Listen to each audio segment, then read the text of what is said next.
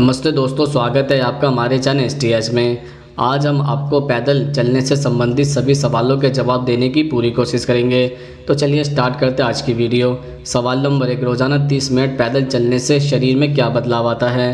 दरअसल रोज़ाना 30 मिनट तक पैदल चलने से आप अपने हार्ट को हेल्दी रख सकते हैं। पैदल चलने की तरह कार्डियो व्यायाम कोलेस्ट्रॉल, रक्तचाप, मधुमेह, मोटापा, तनाव, सूजन और मानसिक तनाव जैसे हृदय जोखिम कारकों को कम कर सकते हैं। वॉकिंग आप अपने घर की छत पर या घर के अंदर भी कर सकते हैं, लेकिन ध्यान रखें कि रोज़ाना 30 मिनट तक वॉक करना ज़रूरी है। इसके अलावा रोज़ाना 30 मिनट की वॉक मजबूत हड्डियों को बनाए रखने में मदद कर सकती है। पैदल चलना हड्डी और मांसपेशियों की ताकत, समन्वय और संतुलन में सुधार कर सकता है। इसके अतिरिक्त पैदल चलने का असर आपको दिमाग पर भी दिखेगा। स्टडी के मुताबिक पैदल चलने से एंडोर्फिन, दिमाग और तंत्रिका तंत्र में मौजूद हार्मोन में इजाफा और स्ट्रेस लेवल में गिरावट आती है। पैदल चलने से फेफड़े मजबूत होते हैं क्योंकि इससे ऑक्सीजन का शरीर में ज़्यादा बहाव होता है। इससे न सिर्फ फेफड़े स्वस्थ होते हैं बल्कि बीमारियों से भी बचते हैं। बढ़ती उम्र के साथ ज़्यादा एक्सरसाइज कई बार कमर के लिए नुकसानदायक हो जाती है, लेकिन वॉक करने से कमर का दर्द और लचक में काफ़ी फ़ायदेमंद साबित रहती है। सवाल नंबर 2, पैदल चलने से डायबिटीज या शुगर का खतरा कम क्यों हो जाता है।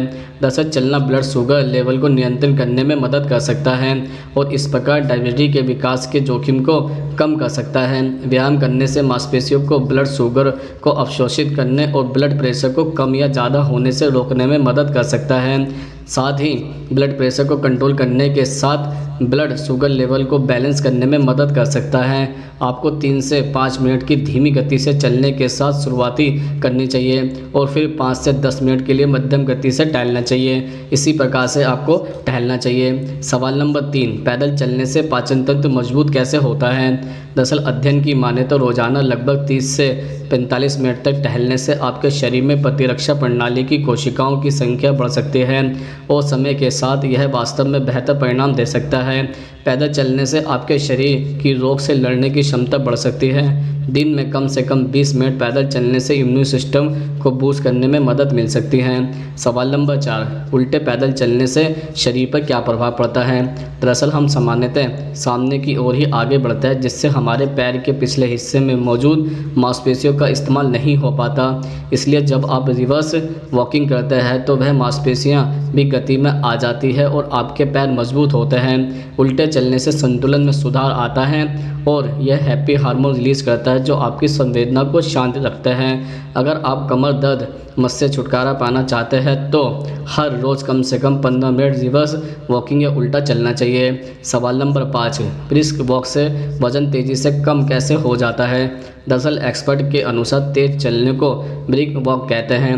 ब्रिक वॉक से आगे जॉगिंग, फिर रनिंग और फिर उससे आगे का लेवल स्किप कहलाता है। वॉक से हाथ, घुटने, एड़ियों और थाई पर ज़्यादा असर पड़ता है। आर्थराइटिस, सांस, दिल के मरीजों के अलावा बहुत मोटे और कमर व जोड़ों के दर्द से पीड़ित लोगों को लंबी वॉक एकदम शुरू नहीं करनी चाहिए। पहले शरीर को लंबी वॉक के लिए तैयार करें, धीरे धीरे शुरुआत करें, इसके बाद चाहे तो रनिंग और स्किप तक जा सकते हैं। सवाल नंबर 6, एक दिन में कितने किलोमीटर चलना चाहिए। दरअसल कहा जाता है कि स्वस्थ रहने के लिए एक व्यक्ति को कम से कम दिन में आधा घंटा जरूर चलना चाहिए। अगर कदम की बात करें तो करीब 10,000 कदम यानी 6 से 7 किलोमीटर रोज चलना स्वास्थ्य के लिए फ़ायदेमंद होता है। सवाल नंबर 7, पैदल चलने से कैंसर का खतरा कम क्यों रहता है। दरअसल 2012 के हार्वर्ड विश्वविद्यालय की महिला स्वास्थ्य अध्ययन के अनुसार सप्ताह में 1 से 3 घंटे पैदल चलना स्तन और गर्भाशय के कैंसर से मुक्ति के जोखिम को लगभग 19% तक कम कर सकता है। और अगर यह महिला खुद को थोड़ा और आगे बढ़ाती है और सप्ताह में 3 से 5 घंटे पैदल चलती है तो वह स्तन और गर्भाशय के कैंसर के खतरे को लगभग 54% तक कम कर सकती हैं। सवाल नंबर 8, खाना खाने के बाद कितना पैदल चलना चाहिए। दरअसल खाना खाने के बाद रोज़ाना आपको कम से कम 15 से 20 मिनट टहलना चाहिए। अगर आपके पास ज़्यादा समय है तो आप समय बढ़ा सकते हैं, लेकिन ध्यान रखें आपको भोजन करने के 1 घंटे के अंदर ही टहलना है। सवाल नंबर 9, 1 किलोमीटर में कितने कदम होते हैं। दरअसल फिटनेस बैंड और या स्मार्टफोन में हेल्थ डाटा दोनों में ही आपके हाथ के मूवमेंट को भी काउंट किया जाता है। बात जब चलने या कदमों की हो रही हो तो आप किलोमीटर से इसे नापें। लगभग 45 से 50 मिनट में आपके 10,000 स्टेप पूरे हो जाएंगे। सवाल नंबर 10, पैदल चलने से हार्ट अटैक कम क्यों आता है? दरअसल शोधों के अनुसार सप्ताह में सिर्फ 2.5 घंटे पैदल चलना, जो कि दिन में 21 मिनट है, हृदय रोग के खतरे को 30% तक कम कर सकता है। पैदल चलने से ब्लड सर्कुलेशन बेहतर होता है, जिससे स्ट्रोक और हार्ट रोगों का खतरा काफ़ी हद तक कम किया जा सकता है। एक्सपर्ट भी रोज़ाना पैदल चलने की सलाह देते हैं। सवाल नंबर 11, पैदल चलने से ब्लड प्रेशर पर क्या असर पड़ता है? दरअसल सबसे अधिक चलना निश्चित रूप से आपके रक्तचाप को कम करने में मदद कर सकता है। शोध में पाया गया है कि हर दिन 10 मिनट की सैर करना आपके रक्तचाप को कम करने का एक प्रभावी तरीका है। जो लोग हाई ब्लड प्रेशर की समस्या से परेशान होते हैं उन्हें रोज़ाना पैदल चलना चाहिए। इससे ब्लड प्रेशर को मैनेज करने में मदद मिल सकती है। सवाल नंबर 12, आधे घंटे दौड़ने से कितना वज़न कम होता है? दरअसल आधे घंटे की साइकिलिंग में 300 से 350 कैलोरी बर्न होती है। हालांकि इतनी कैलोरी बर्न करने के लिए थोड़ा फास्ट साइकिलिंग करनी पड़ती है, वरना नॉर्मल स्पीड में तो आधे घंटे में बस 200 कैलोरी बर्न होती है। अगर रनिंग की बात करें तो आधे घंटे की रनिंग में 300 से 350 कैलोरी बर्न हो जाती हैं। सवाल नंबर 13, 10 किलोमीटर चलने से कितना फैट कम होता है? दरअसल चलना व्यायाम का सबसे आसान तरीका है।